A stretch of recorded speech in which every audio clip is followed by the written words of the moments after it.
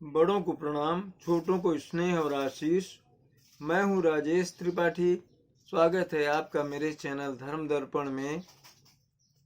आपसे आग्रह है कि मेरे इस चैनल को सब्सक्राइब कर लें और इसके वीडियो लाइक और शेयर करें। दूर दूर तक इनको पहुंचाने में मेरा सहयोग करें। आपको पता ही है कि हमारे इस चैनल में दो विभाग हैं। एक तो हम राम कथा को समर्पित है, एक धर्म दर्पण के अंतर्गत हम लोग जो है विचित्र विचित्र पौराणिक और दूसरी जो आख्यान है, कथाएं हैं, उनको आपको सुनाते हैं। आज की कथा उस पुण्य स्थान के बारे में है जहाँ राजा राम आज भी राजा के रूप में विराजमान है और जहाँ उनका शासन चलता है। राम राजा सरकार उनको कहा जाता है। ये जगह मध्य प्रदेश के टीकमगढ़ जिले के ओरछा रियासत में पड़ती है, ओरछा कस्बे में। तो आज हम उन्हीं राम राजा सरकार की कहानी आपको सुनाने जा रहे हैं। हमने इसका शीर्षक रखा है ओरछा, जहां आज भी है राम राजा सरकार का राज। सचमुच वहां राज ही चलता है उनका, वही वहां के राजा माने गए हैं। तो ये क्या कहानी है, कहाँ से आई वो मूर्ति और क्या प्रथा है वहाँ की, कैसे वहाँ पर उनकी पूजा होती है, कैसे उनका वहाँ शासन चलता है, कैसे उनको बाकायदे मध्य प्रदेश पुलिस वाला उनको सलामी दी जाती है मध्य प्रदेश पुलिस द्वारा। ये सब कथा आज हम आपको बताने जा रहे हैं। और कैसे रानी तपस्या करके अयोध्या से उस मूर्ति को लाई थी भगवान राम की। अगर आपसे यह कहा जाए कि अभी कलयुग में भी राजा राम एक जगह राजा के रूप में राज करते हैं पर वह जगह अयोध्या नहीं है, तो शायद आपको विश्वास ना हो। पर यह सच है कि राम राजा सरकार आज भी एक जगह राजा के रूप में विराजते हैं और उन्हें दिन में कई बार माने सूर्यास्त के समय और सूर्योदय के समय मध्य प्रदेश पुलिस के जवान जो हैं सलामी देते हैं। ये जगह है मध्य प्रदेश के टीकमगढ़ जिले का छोटा सा टाउन ओरछा। कथा प्रख्यात है कि 16वीं शताब्दी में ओरछा की महारानी गणेश कुंवरी राम राजा को अयोध्या से लाई थी और तब से राम राजा ओरछा में विराजते हैं।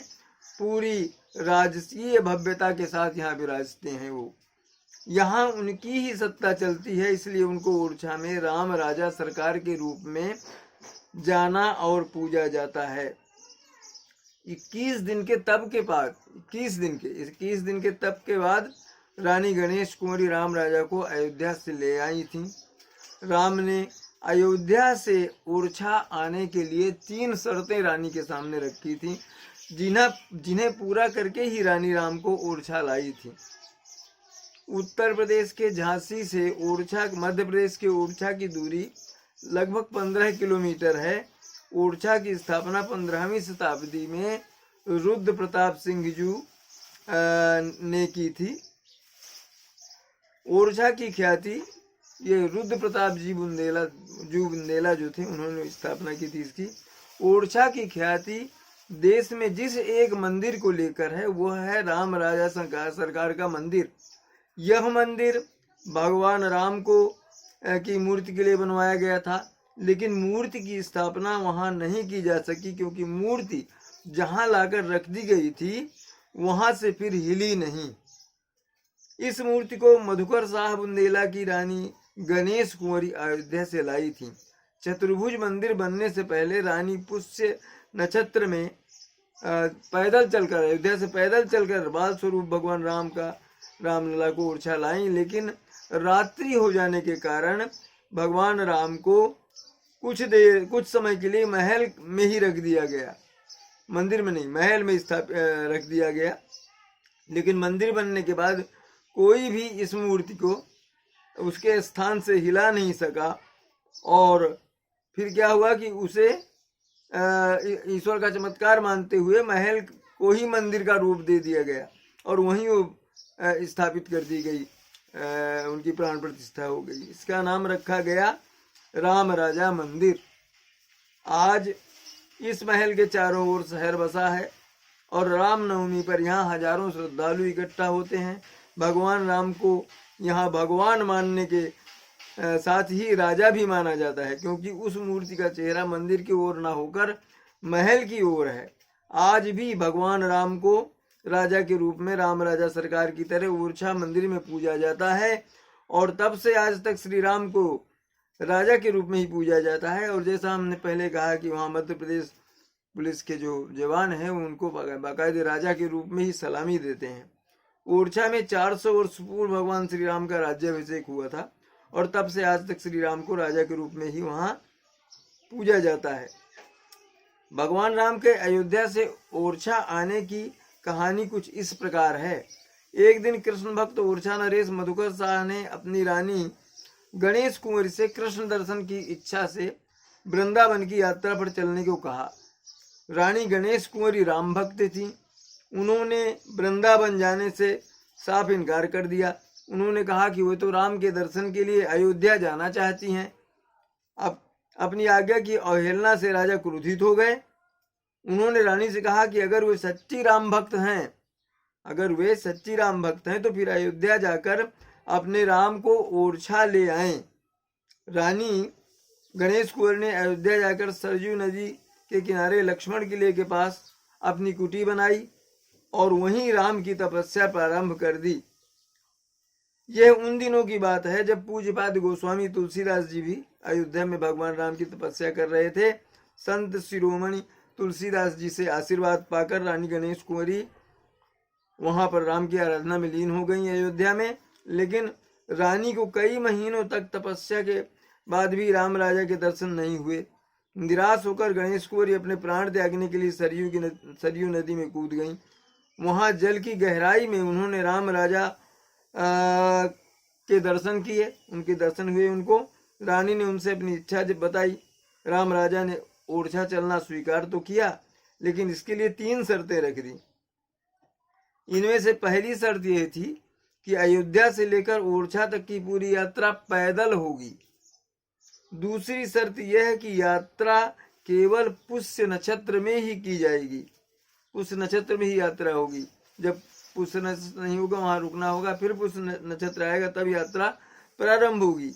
तीसरी शर्त यह है कि राम राजा की मूर्ति एक बार जिस जगह रख दी जाएगी वहां से वह फिर नहीं उठेगी, हिलेगी, वहां से नहीं हटेगी। इसके बाद रानी गणेश कुंवरी ने राजा मधुकर शाह को संदेश भेजा कि ऐसी ऐसी बात है, जो उनको भगवान राम से जो आदेश मिला वह राम राजा को लेकर ओरछा आ रही हैं। राजा मधुकर शाह ने राम राजा की मूर्ति स्थापना के लिए करोड़ों की लागत से चतुर्भुज मंदिर का निर्माण कराया। जब रानी ओरछा पहुंची तो उन्होंने ये मूर्ति अपने महल में रख दी। यह निश्चित हुआ कि शुभ मुहूर्त में मूर्ति को चतुर्भुज मंदिर में जो है उसकी रख करके प्राण प्रतिष्ठा कर दी जाएगी। लेकिन राम के इस विग्रह ने चतुर्भुज मंदिर जाने से इनकार कर दिया। कहते हैं कि राम की यह बाल रूप मूर्ति किसी के टारे नहीं टरी उस राजमहल से। राम आज भी इसी महल में विराजमान है और उनके लिए बना करोड़ों का चतुर्भुज मंदिर खाली पड़ा है। राम राजा की जो मूर्ति ओरछा में विराजमान है उसके बारे में कहा जाता है कि जब राम वनवास जाने लगे तो उन्होंने अपनी माँ कौशल्या को एक बाल मूर्ति दी। माँ कौशल्या उसी को बाल भोग लगाया करती थी। जब राम वनवास समाप्त कर अयोध्या वापस लौट आए तो कौशल्या जी ने ये मूर्ति जो है सरयू नदी में विसर्जित कर दी। यही मूर्ति रानी गणेश कुंवरी को सरयू की मझधार में मिली थी। यह विश्व का अकेला ऐसा मंदिर है जहां राम की पूजा राजा के रूप में होती है और उन्हें सूर्योदय के पूर्व और सूर्यास्त के बाद सलामी दी जाती है, जो मध्य प्रदेश के पुलिस के जवान देते हैं। जैसा हमने पहले कहा, श्री राम की प्रतिमा को लेकर रानी गणेश कुंवरी साधु संतों और महिलाओं के बड़े काफिले के साथ, बड़े दल के साथ अयोध्या से लगभग 500 किलोमीटर दूर ओरछा की यात्रा पर निकल पड़ी थी। 8 माह में प्रण पूरा करके रानी रामनवमी को ओरछा पहुंची थी। ओरछा नरेश मधुकर शाह ने सेना के साथ भगवान राम का ओरछा में शाही सम्मान से स्वागत किया और उन्हें ओरछा के श्री राम राजा सरकार के रूप में मान्यता दी। तब से आज तक भी राम राजा सरकार को सशस्त्र बल के साथ सुबह शाम राजकीय सलामी के अलावा दी जाती है, सलामी दी जाती है। अच्छा, एक कथा ये भी है कि जब वो जल समाधि लेने लगी थी वो रानी गणेश कुंवरी, तो उस दौरान एक साधु ने, कहते हैं, उनको ये मूर्ति दी थी।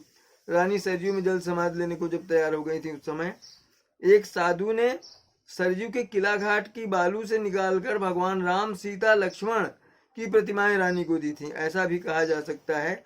और जो प्रतिमाएं, इन प्रतिमाओं के बारे में कहा जाता है, उन्होंने राम मंदिर के टूटने के पहले छिपा कर रख दी थी। ये प्रसंग भी आता है। यहाँ राम की मानता ओरछाधीश के रूप में है। राम राजा मंदिर के इर्द गिर्द हनुमान जी के मंदिर हैं, छड़धारी हनुमान, बजरिया के हनुमान, लंका हनुमान के मंदिर एक सुरक्षा चक्र के रूप में जैसे इस मंदिर को घेरे हुए हैं। राजमहल के समीप स्थित चतुर्भुज मंदिर ओरछा का मुख्य आकर्षण है। यह मंदिर भगवान विष्णु को समर्पित है। इस मंदिर का निर्माण राजा मधुकर ने करवाया था। ये जो हमने कहा ना कि पहले सुना पड़ा हुआ था, उसमें विष्णु भगवान की प्रतिष्ठा कर दी गई है चतुर्भुज मंदिर में। ओरछा का नजदीकी हवाई अड्डा खजुराहो है, जो 130 किलोमीटर की दूरी पर है। यह एयरपोर्ट दिल्ली, वाराणसी और आगरा से नियमित उड़ानों से जुड़ा हुआ है। झांसी ओरछा का नजदीकी रेल मुख्यालय है। दिल्ली, आगरा, भोपाल, मुंबई, ग्वालियर आदि प्रमुख इस शहरों से झांसी के लिए अनेक रेलगाड़ियां हैं। वैसे ओरछा तक भी रेलवे लाइन है। राम राजा सरकार के दर्शन के लिए विदेशी पर्यटक भी आते हैं। राम राजा मंदिर भगवान राम और जानकी जी की मूल प्रतिमाओं के लिए विशेष स्थान रखता है। ओरछा के राम राजा सरकार के दर्शन के लिए प्रतिवर्ष लाखों लोग आते हैं। तो ये हुई ओरछा के राम राजा सरकार की कथा, जो आज भी वहाँ राजा के रूप में पूजे और सम्मानित किए जाते हैं। बोलो राजा राम सरकार की जय। आज के लिए इतना ही, फिर मिलते हैं कोई दूसरा प्रसंग लेकर।